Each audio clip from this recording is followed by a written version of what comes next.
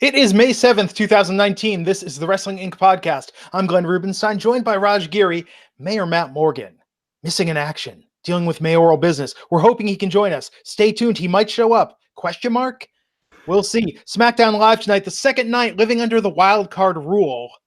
How's this sitting with you today, Raj? You woke up this morning, it was a new day, sent your children off to school, kissed your wife, went outside and went, yep, they're still doing this cross-brand crap. How are you feeling about it? Well, hold on one second. Why don't you give your thoughts? I got to send Matt something. Oh, okay. No, look, I'll say this.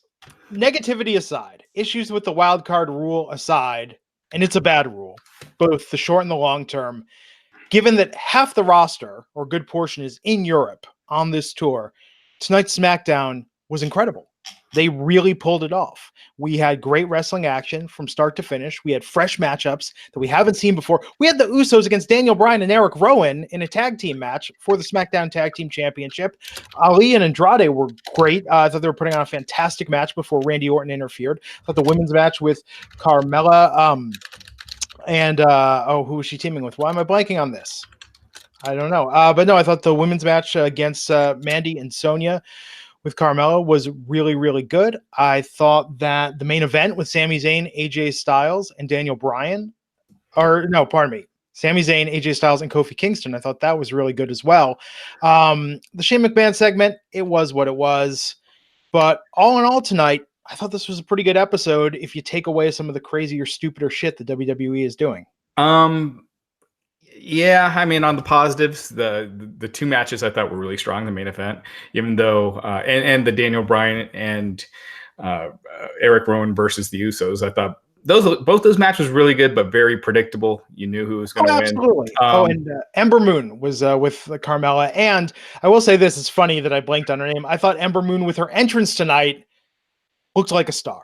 I thought when she came out doing the screaming, the crowd reaction, I thought that was great. I think there's a lot they could do with Ember. But to that point, I thought, this wild card thing. I mean, we had called it last night on Wrestling Inc. that AJ Styles is booked on the SmackDown side of the shows for the European tour. They're kind of sticking with the pre-Superstar Shakeup lineup. So Roman is on Raw, which is why he wasn't. He's on the Raw shows on the European tour, which is why he wasn't there tonight. Elias, same thing. Finn Balor, all on the Raw side. And so on the SmackDown side, you got AJ and the Usos, Naomi, and I believe there's a couple others. But again, so from an action standpoint, it was a good show in terms of just action storytelling. I thought it just did nothing. I thought there were no real stories.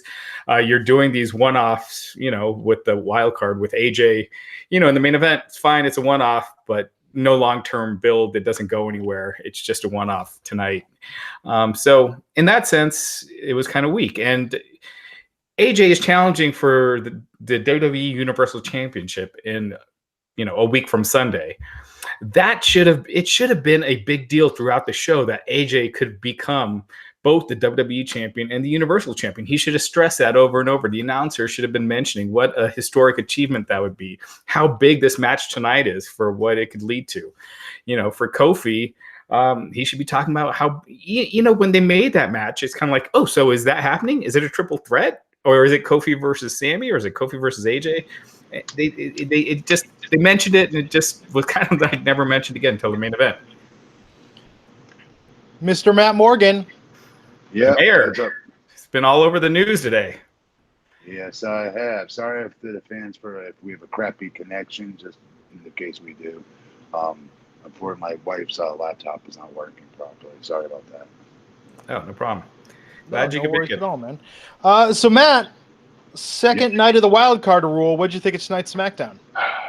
Like, the worst thing ever was when he was like, "Oh, it's just like Monday night, just like last night." There's attacked Shane McMahon, and I go, when announcers are saying it, this is not a good thing. That we're seeing a repeat of what we just saw. Yeah, and just it's a WWE title championship match. It should be a big deal. Be building it up throughout the show. Having them cut promos. Sammy, how big a deal it'll be for him getting his first championship match. I think it's his first. It might have been another, but if it's a title match, keep that thread throughout the show on what a big deal it was. It's because it's like you said last night. They've already turned the corner on the throwaway angle here with Sammy. This was a throwaway match tonight for them. They did not take it seriously. Yeah, it was a good match, but no build. It doesn't. If you missed it, him. you got nothing. It is a title defense for Kofi. It gives Kofi a win, and that's great. That was great. But as far as Sammy goes, it was just like, I don't want to say like a squash match build, but like we were not made to care that Sammy has a shot right now. We all do because we're all fans of Sammy, but WWE obviously is not, in my opinion. Or AJ. I was saying this before you came on, Matt. He has the opportunity to become WWE champion tonight and Universal champion next week. That should have been a big deal that he can become the first person to hold both belts concurrently. And it wasn't really, it was mentioned in passing. It was. They tried to save face by making the tag titles mean something tonight to some degree, I guess. I did not predict those two winning the tag titles, by the way. I did not see that coming. Yeah, they're keeping Daniel Bryan in a top position by putting the tag belts on him. And we'll talk about it, but that meaningful glance, the exchange backstage with Heavy Machinery. It was so awkward. Yeah, but what better than stakes and weights to go up against the vegan trying to save the earth?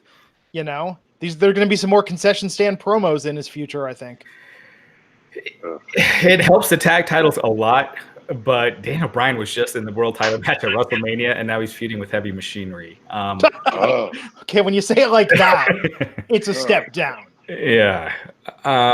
Again, you need to elevate stars. I just don't think – I'd rather see someone on the rise and Daniel Bryan working with them as opposed to Heavy Machinery aren't going to be main eventing pay-per-views. So, yeah. So tonight – oh boy, AJ Styles out in the ring saying, "Hey, wildcard rule, guys. I'm here on SmackDown Live. It's so good to be back." He's been gone for what, a month? Maybe? But you're supposed to chant along, "This is the house that AJ Styles built." How come they haven't made the joke with him facing Seth Rollins, the architect versus the carpenter? Like, come on, creative. Where's Vince in somebody's ear with that? That is pretty good. Yeah, nothing in advance of their Money in the Bank match. So they were in Louisville, Kentucky tonight. AJ Styles came out. AJ went to the ring, talked about the wild card rule, interrupted by Sami Zayn, also from Raw. And they started with the garbage jokes because he was tossed in a dumpster by Braun Strowman last night.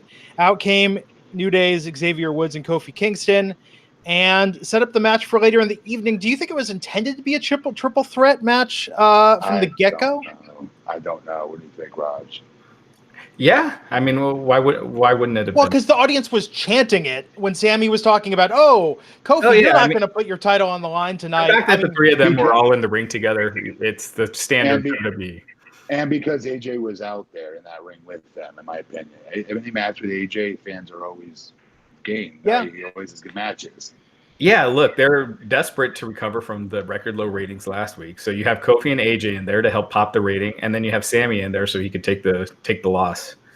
Makes sense. I want to believe sometimes things are spontaneous, Rod. I cling to this. Hell no. In that meaningful glance, hey guys, in that meaningful glance you were talking about backstage, with the tag titles and Heavy Machinery, that was about as spontaneous as that. That was so terribly. No offense to my guy there, but that was terribly executed. That entire, they didn't even have to say anything. What an easy thing to do. And even that was so rehearsed. And hokey. So hokey. Well, and remember when we were talking last night about plot holes, right? And just like little storyline things that other shows can't do, but wrestling fans accept.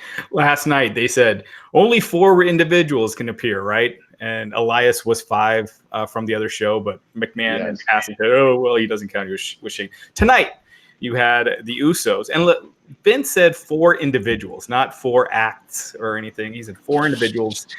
Tonight, we had the Usos. That's 2. Not Daniel Bryan. Sami Zayn, AJ Styles and The Miz, the 5 people showing up. So according to what Vince just said last night, someone should be getting fired or suspended. But I know other people are filling in the blanks for WWE, saying, "Oh, the Usos count as one." Yeah. Vince, you know who's going to get fired or Vince suspended, Raj? You know who's going to get fired or suspended? The writer that points it out to Vince McMahon in a meeting. Yeah. And if that's the case, if the Usos count as one, say it on commentary so fans don't have to deduce these, fix these plot holes themselves. It's something else. So we went from that. One night, they weren't able to stick with it. They swerved us a little bit. Kevin Owens saying it's his birthday and he's going home. He was advertised for night, but he's not going to be there. We got a video from him in a car on his way home. Of course, later tonight we would see that was all misdirection. Then we got Ali versus Andrade. I was really digging this. I thought this was a really good match. I was actually pissed off that Randy Orton interfered with this and caused a DQ. It was. I honestly, it was on paper. If you're like a I don't know, not an average fan. What's the word? Mainstream fan. You're clicking through the channels.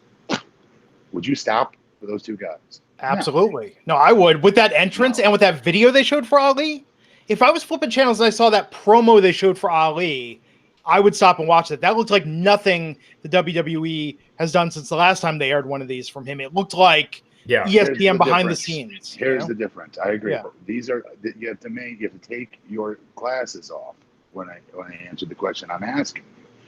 We're fans of these guys, so we're wanting them to do well. So in WWE, especially Ali, when they do something good with him, we're very excited about it. I'm talking about the common fan, like let's say our wives or whomever. You click into the channel and see the two guys. What's your wife's reaction? It's a good gauge on mainstream fans. Ask your wife next time. Say, hey, what do you think of these two guys? But wouldn't you say that about Sami Zayn too? Yes, I would. And Kevin Owens? Yes, I would, unless there's a microphone in front of either one. Yeah, so I think to Glenn's point, I thought that promo was great that they had with Ali before the match. It made him seem like kind of like a big deal. He looked like he looked like he could be a star. And then he goes out there and then he doesn't win the match and he gets RKO'd on top of it. It's one of those things about building momentum. If you have him do this cool promo, why not have him get a win and stand tall and make it look like he's because they're pushing it through the friggin' window, in case you can't tell, that wins do not matter in WWE, and everything that you think is going to happen, the opposite is now happening. It's opposite day in WWE. This is why they're no larger than life stars. This is why they got to drop the brand extension more or less with this wild card, gimmick. Desperation, gimmick, whatever you call it.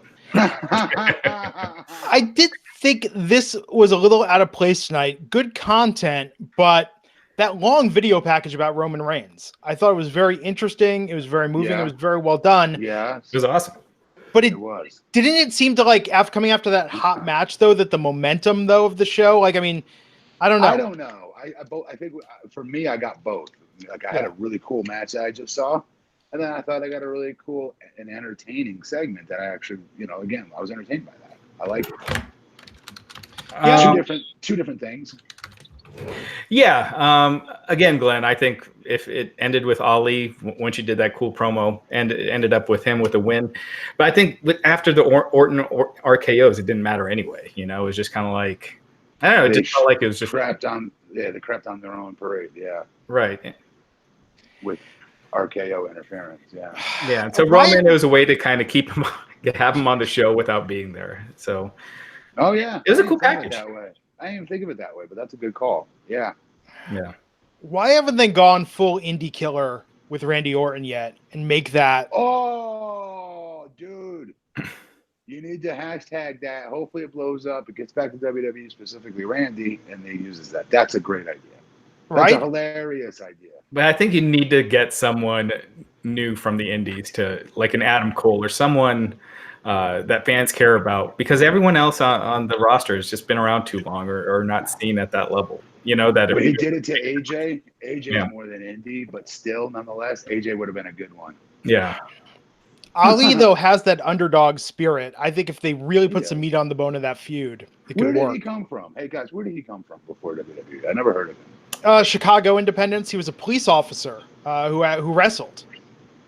Wow. Our own Nick Hausman, I believe, managed him for a little bit in Chicago.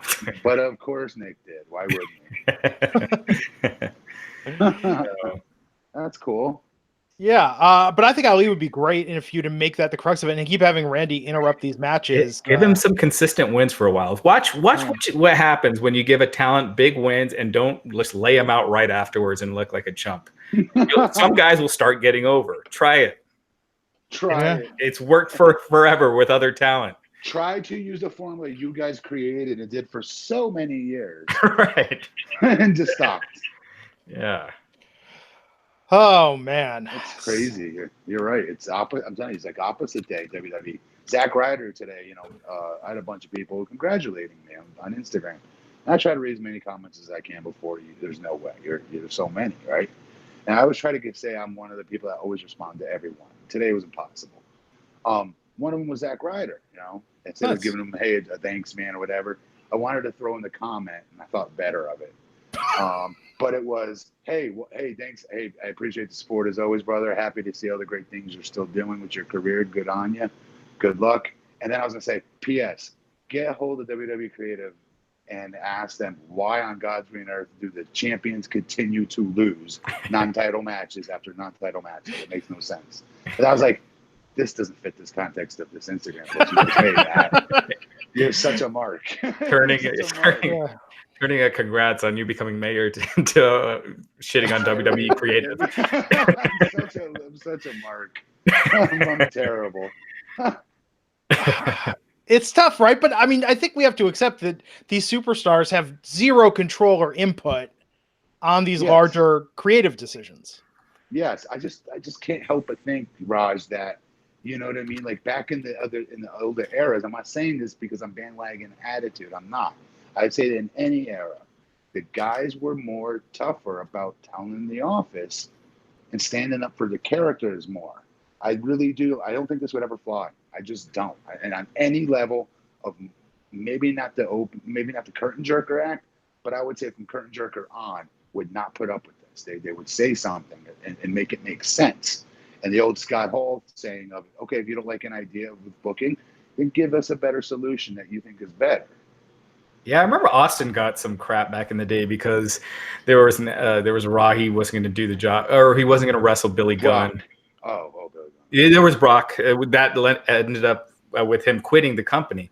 But you see that he was protective of his character and how huge that character got. And it wasn't just losing to somebody. It was who he was on the ring with because he didn't want to get any on him.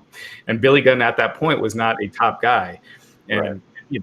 For him to be wrestling someone on TV, it needed to be someone that made sense, that was a star.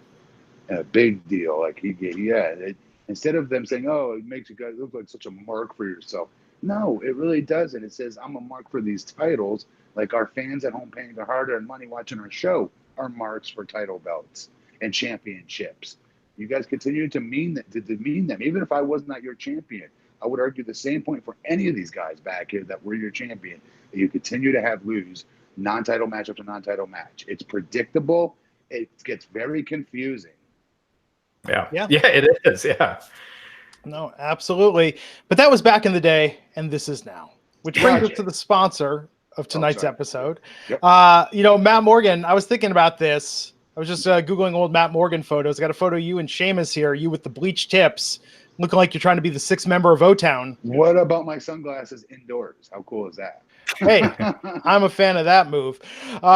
We all remember that day, those days of our youth with the boy band hair. Back then, we wanted it all or nothing at all. Thank God the liquid dreams are gone, but let's face it, now it's nothing at all. And you can get it back. That's the good news. With that extra performance and extra confidence in bed with BlueChew.com, that's blue like the color blue. Blue Chew brings you the first chewable, the same FDA-approved active ingredients as Viagra and Cialis, the stuff that works, the science that's engineered, that's synthetically engineered to borrow something from the Blueprints past, synthetically engineered to give you that extra edge in the bedroom, and you could take them anytime, day or night, even on a full stomach. And since they're chewable, they work up to twice as fast as a pill, so you could be ready whenever that opportunity arises. You want that planned spontaneity that the WWE has specialized in, in making it seem like, oh, it was all set up, but it looks spontaneous. Well, your partner will never know that you planned this ahead of time, because with Blue Chew, you chew one, 15 minutes later, you're ready to go. Bam! It seems like that opportunity just arose magically. You've heard us all talk about it, how it works, the wow factor. And the best thing about Blue Chew is if you're having trouble with performance, Blue Chew is going to help you perform. But if you can perform, Blue Chew is going to give you that extra performance to help you enhance your performance in the bedroom. You want to go round 2, round 3, round 4, Blue Chew can make it happen. It's prescribed online, shipped straight to your door in a discreet package. No in-person doctor's visit, no waiting in the pharmacy. Best of all, no more awkwardness. Made in the USA. So it's patriotic, folks. Really, it's patriotism for your junk. And since Blue Chew prepares and ships direct, they're cheaper than a pharmacy. Special deal for our listeners. Visit BlueChew.com. First shipment is free. Special promo code WINC. Just pay $5 shipping. That's BlueChew.com. Promo code WINC to try it for free. Blue Chew, the better, cheaper, faster choice. And we thank them for sponsoring the podcast.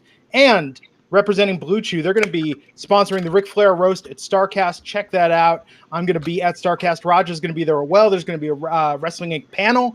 Blue Chew is one of the main sponsors of StarCast. Love that they're so involved in this community. Give them a thanks. Try it out. BlueChew.com, promo code WINC. And we thank them for their support of Wrestling Inc. and the wrestling community online. When's that StarCast panel, Raj? 2:30 on. Hey, fans, why wasn't the Blueprint invited? Because you're the mayor of Longwood, buddy. Yeah, you got mayoral duties, man. Hey, Glenn, you should call it Blue Chew. Calling it on the fly. When you're talking about calling matches on the fly versus that, and also patriotism for your junk, really? Really? Did I tell you, Matt, we wanted to take out a billboard, and billboard companies wouldn't return my emails. I wanted to get Welcome to Longwood, sponsored by Blue Chew. The billboard company wouldn't get back to me. No, I do not approve this message. Glenn is going to sink your political aspirations, Matt. No, I was going to put your name on there. It wasn't going to have you. I was just, I was thinking Longwood. He's doing it as we speak, Raj. Yeah. with a picture of Matt, with the podcast. Matt Morgan, welcome you to Longwood. Yep. So back to the show tonight. Shane McMahon was out to talk about the tag situation, and he was just ready to give the belts to Daniel Bryan and Eric Rowan. Then out comes the Usos, wild card rule. Usos saying, this ain't right. We got a challenge for this here. Thank God there was no Usi Hot or Daniel Bryan. Could you imagine if Creative had said, Bryan and Rowan, we need you to itch your crotch and make it seem like the Usos played a prank on you? Thank God there was none of that. Anyways, this was a cool setup, though. I was excited when I saw the Usos at the possibility of being able to maybe see that match. You know what I mean? This was a great match. This was fantastic. As soon as they came out, I was like, no way we're going to see this match, Yeah, it was really cool. It's and that is one thing with the wild card whole gimmick is that it does add a little unpredictability. Kind of freshens things up a little. But again, this was a one-off. All the wild card stuff is kind of one-offs as opposed to long-term direction, which is one of the big problems with WWE right now is the long-term direction storylines. But as a cool surprise, yes, it was, and it does add a little that unpredictability that's definitely missing. That's the key, and this really speaks to the fact we don't trust the WWE. We don't trust Creative, because you say wild card rule, it's going to be the Usos against Daniel Bryan and Eric Rowan. Great. You say wild card rule, AJ and Roman Reigns are going to be on every show. Maybe that's a little tired.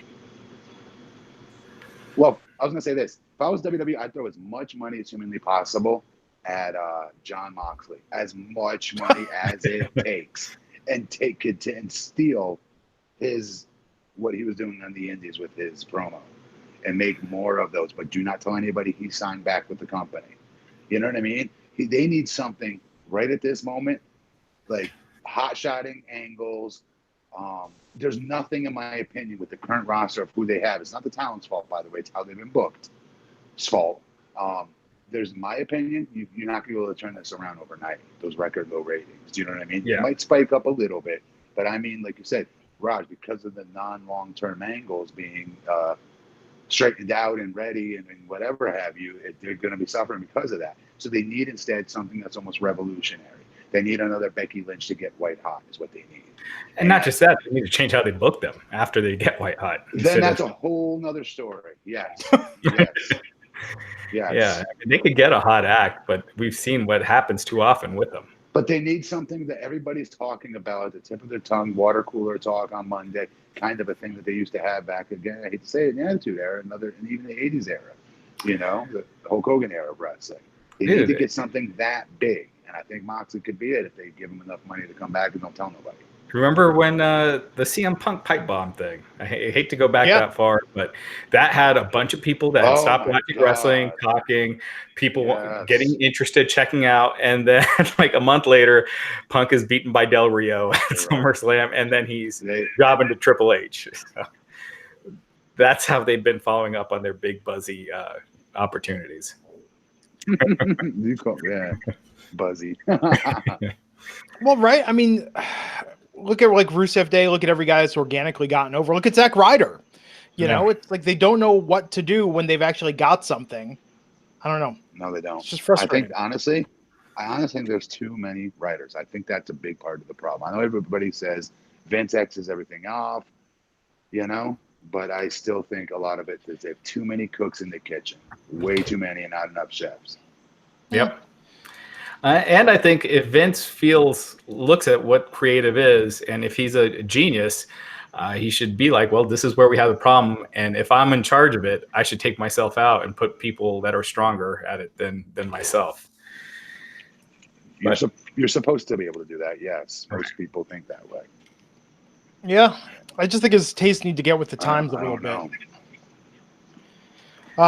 So Rowan actually got the pin on this, pinned Jimmy Uso, which I thought was cool, giving Rowan the victory on this. But yeah, Daniel Bryan and Rowan, new SmackDown Tag Team Champions, backstage. Yes, Heavy Machinery did. And you know what? I almost felt like it's cool that they did this match, but I almost felt like it would have been cool if the Usos won tonight and beat, maybe not Daniel Bryan and Rowan, but maybe, I don't know, Nakamura and Rusev, just to kind of give that it's not a given that these guys are the people that are, you know, in the wild card that are shifting over to the other show are can't win titles. You know, it just kind of establishes that it's not a foregone conclusion that they're losing. And then you could have the Usos lose it at Money in the Bank to Daniel Bryan and Rowan or whoever. But actually, that would have been better booking. Now that I think about it, yeah, that would have.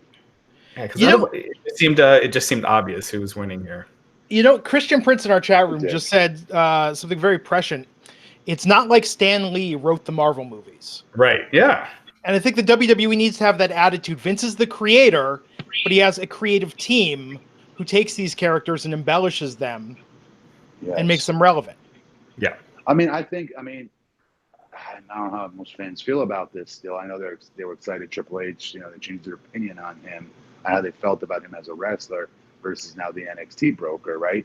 And a lot of newer fans are very big fans of what he's done. With or without how fans feel about him, Vince needs to pull the trigger and let Hunter take over. I think that would be a big step in the right direction. Yeah. We did get another Firefly Funhouse tonight, the same one we saw last night. But why do they keep cutting to the crowd during this promo? It's terrible. It doesn't make sense though. It's so stupid to do it, Raj, because you're watching everybody's confusion, which is kills it. Which is not kills good. it. If you cut to a crowd, I'm sorry. There's an old saying that was a fart in church, right? And now you're literally zooming in on the people farting in church.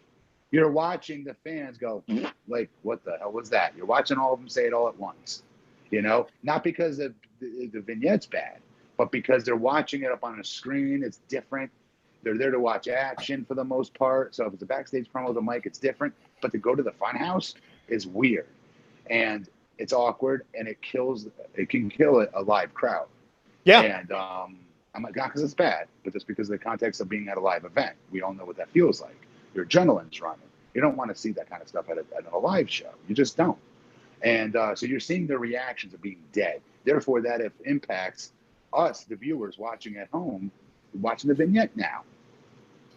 Yeah. No, if they're showing the crowd should be cheering. The crowd should be reacting. Yes. The crowd should be animated. Something. Give me something. But those vignettes aren't really made for you So to be don't show cheering. the So don't crowd show the during crowd. the vignettes. Exactly. No, Don't I show agree it. 100%. It makes it Dummies. give the impression that this is weird and fans are bored. Yeah. Mhm. It's supposed to be weird and disturbing, and that's not the impression you get when they cut to That the is crowd. Like not- Undertaker, they would only cut to people when he first came out, like kids crying and scared shitless, you know, and that was Yes. effective. It's stuck in your head. Like people are freaked out by it, Yes. not bored. Yes. You don't have cut to people yawning. So Yep. we never learned. Shane supposedly had a Money in the Bank announcement after this match and after Oh, the yeah. Firefly Yeah. Funhouse. He started to talk about Money in the Bank, what a difficult, challenging match it is, and then he got attacked by The Miz. So we'll never know what Shane was trying to say. No, The but B- it was cool. The announcers, yeah. Oh, go ahead. The B team got a cool role here, I thought, right? They got Yeah, a little absolutely. time in there, yeah, B team beating up The Miz.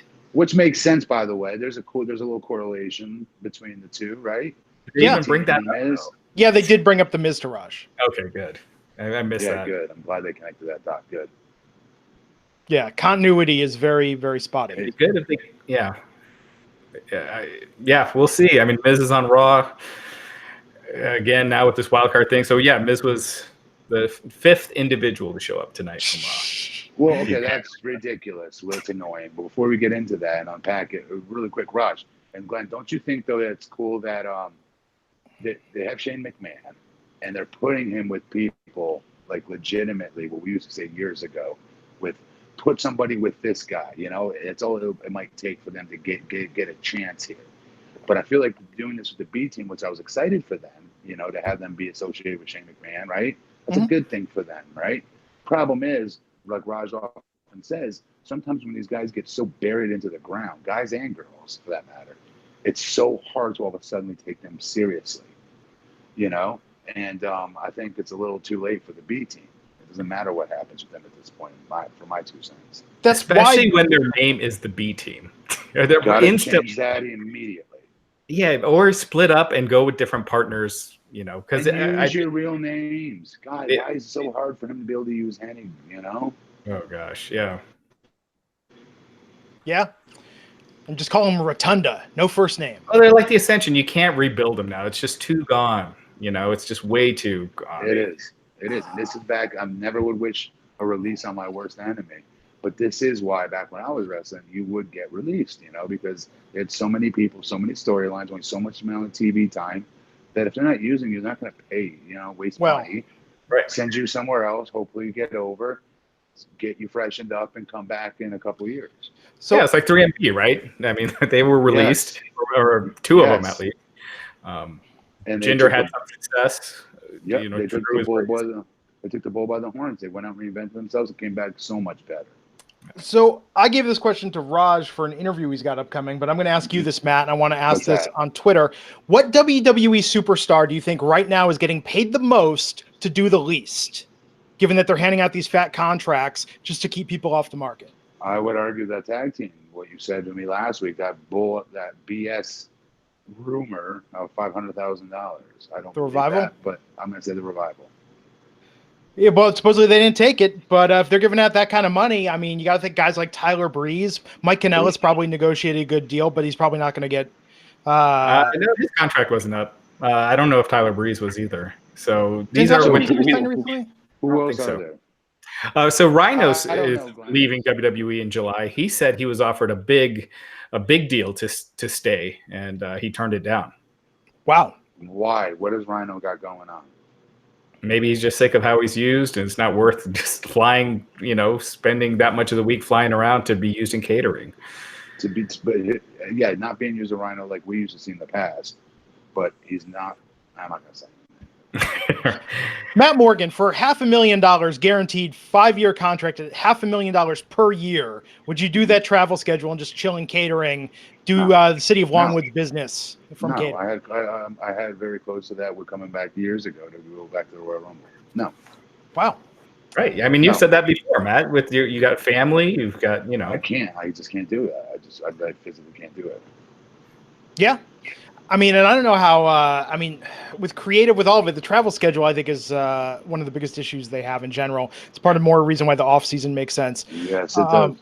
So I'm assuming nothing changed and this was just a slip up tonight, but they said all women from the Money in the Bank ladder match, Ember Moon and Carmella versus Sonya Deville and Mandy Rose.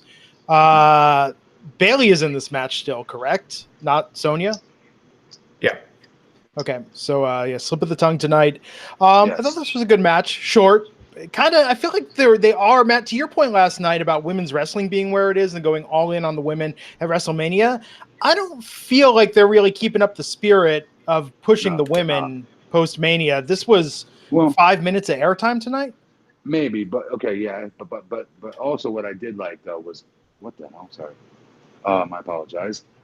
Ember Moon, for instance, they didn't just rush to her entrance. She wasn't waiting in the ring like she was on Raw often times. They gave her a cool entrance. They gave her a lot of cool spotlight, center stage, camera time, I thought. In my opinion, as great as matches are and ring time is, those entrances to me are so much more important. To me, they are. Yeah, and Carmella was during a commercial. And establishing a character. Yeah. Wait, what was this match again? Who was in it? Ember Moon, Carmella. I'll be right back, guys. Sorry, keep talking. Versus Ember Moon and Carmella versus what's the blonde?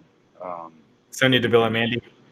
Mandy and Sonya Deville. Okay, so yeah, Charlotte Flair and Bailey were originally supposed to be on opposite teams, on the opposite ends of the team, and they were. It was announced just this morning. So real quick, fans at home watching right now, do we think Glenn's taking a poop right now? What do you guys think? All right, let's see what people in the chat think. Number 1 or number 2 do you think Glenn's doing right now?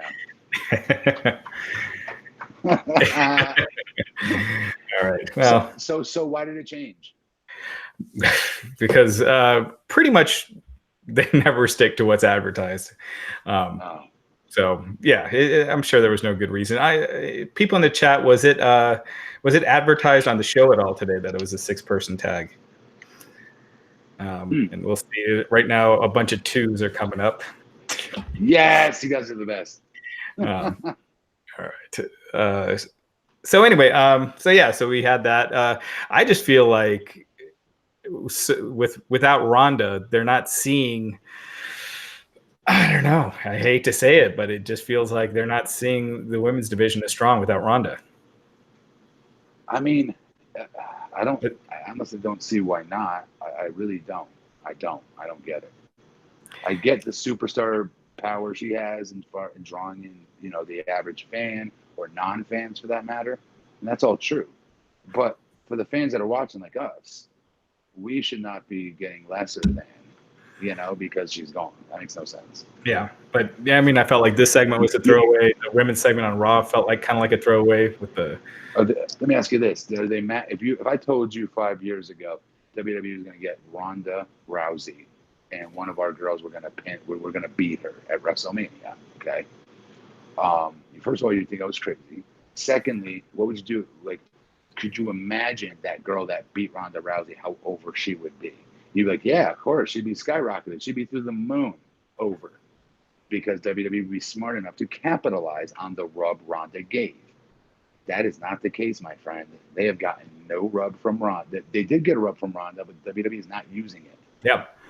You know what? I kind of feel like that with Lesnar, too. They made Lesnar so strong. Big time. And Rollins is the same level of star he was a month ago. Yes, it should have made him like, it should have been like when Lesnar beat Taker. Maybe not quite that big, but it should have been a transfer of overness.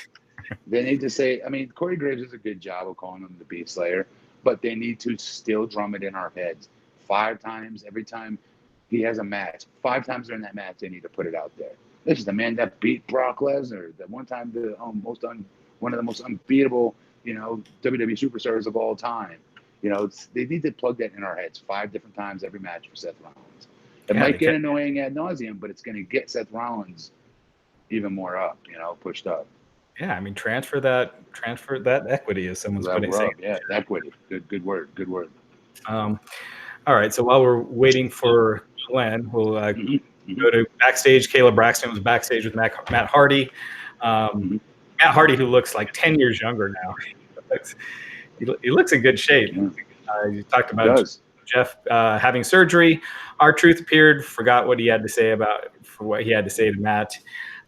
Matt reminded him it was about Lars Sullivan, and this came some really awkward dialogue between the two about Lars. And then Lars showed up. Matt did this very strange fighting pose that looked like Mrs. Dad, and Lars just took them both out to end the segment. So, thank God he did. yeah, the Lars push continues. Things not looking so good for Matt Hardy right now as far as how he's going to be used. Right. So I'm guessing, I know we're probably going to see Lars versus R-Truth and Matt Hardy, and he squashes both. Which is good. I mean, that's good. That's good for Lars. But by the same token, if I was them, I'd take Matt Hardy out until Jeff is ready to come back. And now you have like a super ready to go tag team to help spicing up whichever one of those two shows tag team divisions. All right, Glenn, can you hear us? Yeah, you got me. Yeah, Matt's spreading some nasty rumors about why you were gone. Jeez, Raj, ready to stooge me off, man. No, I looked in the chat room and I was just like, what's all that about? Fans were guessing what you were doing in the bathroom, I had to go answer the door because I had food that was being delivered. Some people. Of course you did. Late dinner time here in Remember in California, it's only 8 o'clock, so I was not able to make schedules sync up. Anyhow, Glenn, no, you're not getting away that easy. What'd you get to eat? I got a bean, rice, and cheese burrito, no cheese. Add guacamole and chopped onions, sauce on the side. Come on, man. Sounds kind of good. Yeah, it's pretty good, man. That is not healthy. Well, I'm aware of that actually, and it's funny you bring that up, Matt. I mean, we haven't talked about it much on this show. I've been making a concerted effort lately to do that, and tonight it just didn't work out because my wife started a new job recently. She's getting home a little bit later. It didn't work out because of this podcast and wrestling to cook. Push through. Drink half a carton of egg whites like I do. As a vegan, I won't be doing that. Although the results of that would make a pretty good YouTube video. But no, I've got a dial. I've got a plan. All right. Moving on. I've taken enough of your time. Yes. Enough. Anyhow, so we got the main event tonight. Sami Zayn, AJ Styles, Kofi Kingston for the WWE Championship. As Raj pointed out, rare to have it defended both nights back to back on Raw and SmackDown. First time since Dean Ambrose in 2016 before the brand split. Yeah, it's only happened like 4 times ever. Yeah. What? Say it again. It's only happened 4 times in history where the WWE Championship defended back-to-back on Raw and SmackDown. I love that. Kofi will be able to claim that, actually. They need to do that. I hope they put that in for him. Make it a bigger deal. There's all this stuff in this match that they could have made out to be a big deal that they're just casually mentioning on commentary. Let me ask you a question. Do you think this, because back-to-back title defenses, do you think this makes SmackDown the SmackDown Championship mean more? Best thing that's happened to it in a long time.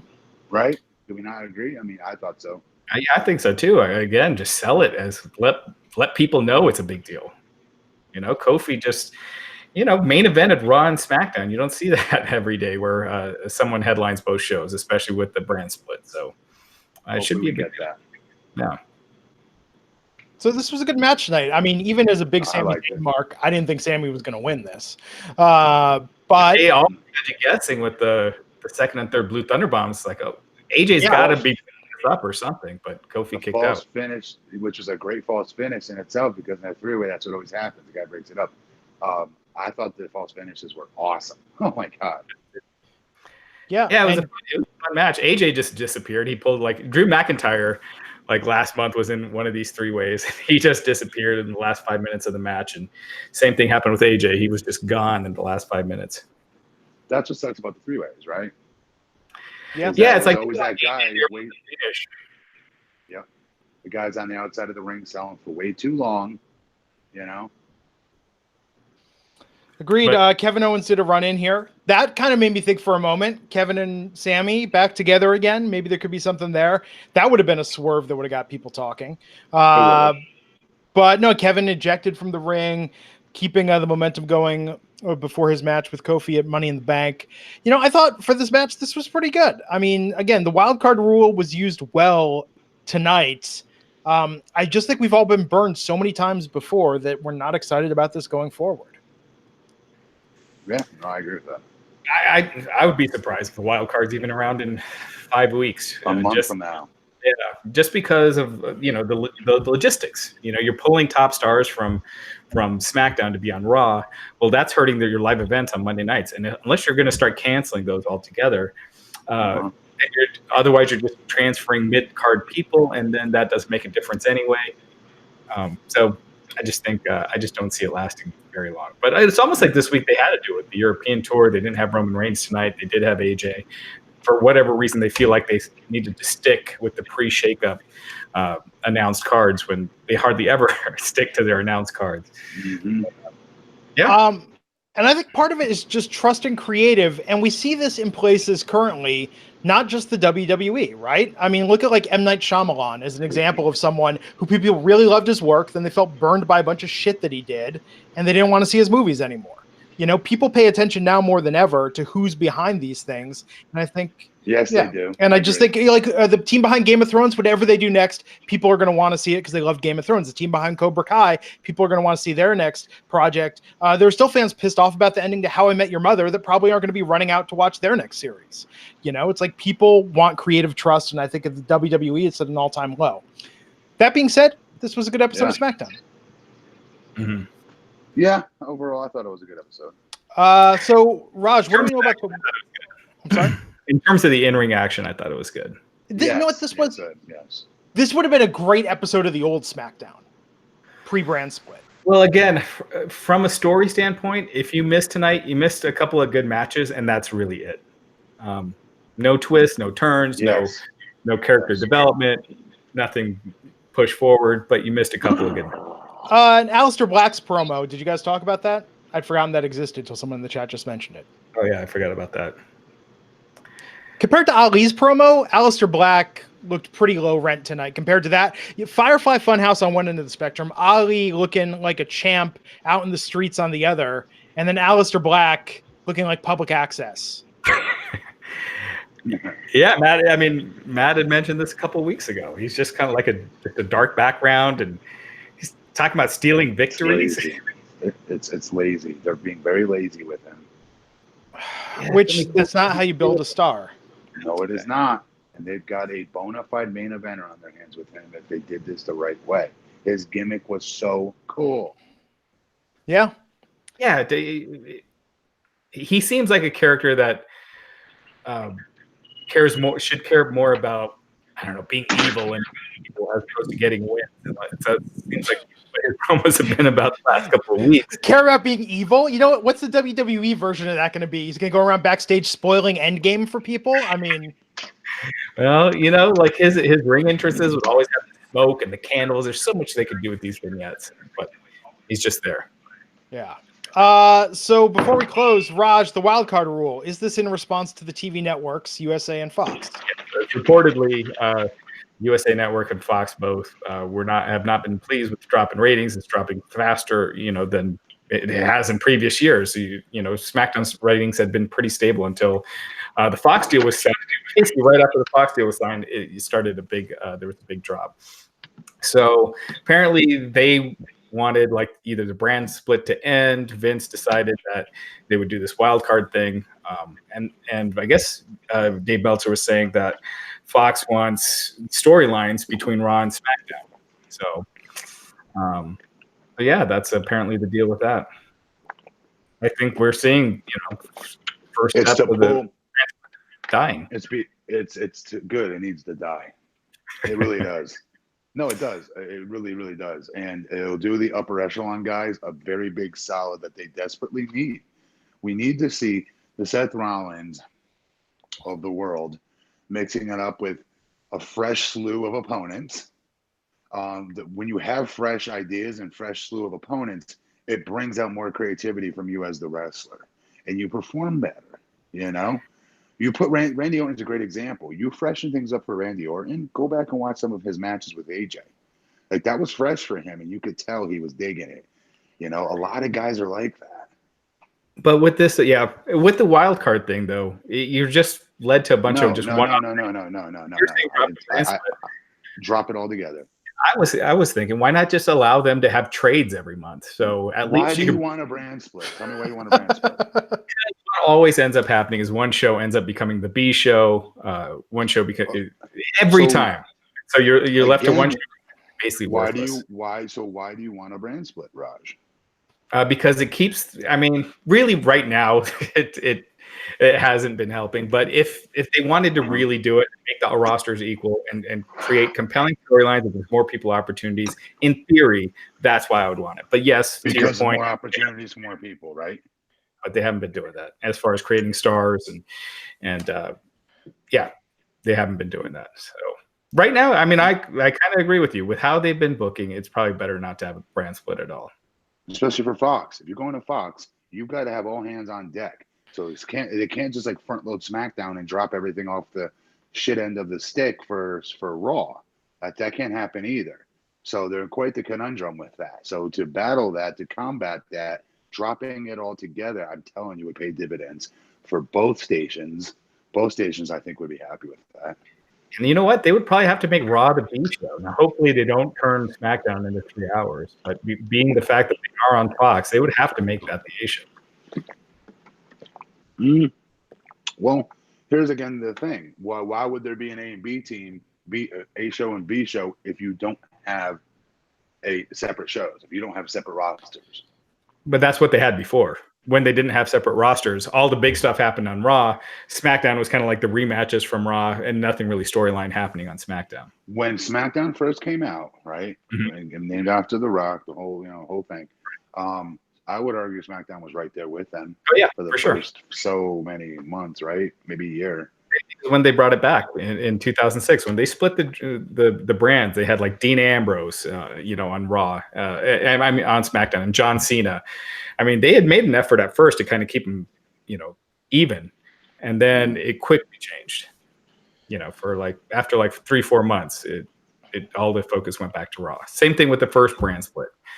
I just think you dropped the brand split. You have both cable companies very happy because they could pull on any superstar at any given moment on a night if they need it.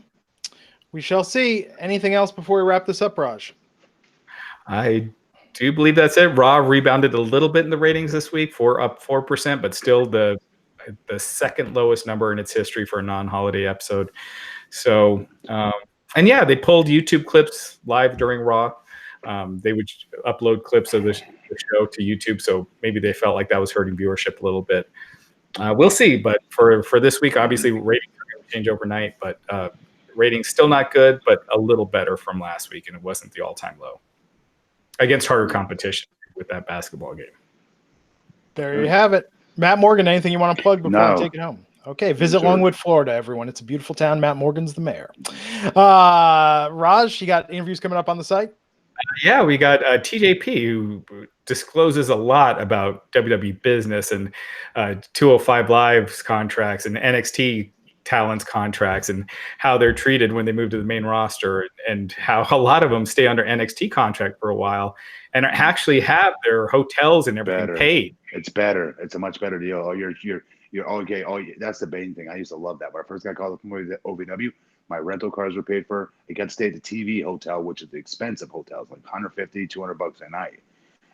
You get to stay at that, which is closer to the arena versus having to go to Howard Johnson's or some crapper hotel you're trying to save money on. I always liked my developmental deal with training mills, so to speak, better than the actual live events or house show contract that you sign once you really hit it and start moving and going. Yeah, how wild is that? So all that will be on the podcast. John Morrison, MVP. A lot of stuff this week. So check out the Winkley. Also, after this, on the Wrestling Inc. YouTube channel, Pancakes and Power Slams, and Chris Featherstone has an interview with WWE Hall of Famer Ricky the Dragon Steamboat, one of the all-time greats. Nice. All right. I'm Glenn Rubenstein. You can find me on Twitter at Glenn Rubenstein, where I'll be live tweeting the eating of my vegan burrito for dinner. And we'll catch you back here next time on the Wrestling Inc. podcast. Take care.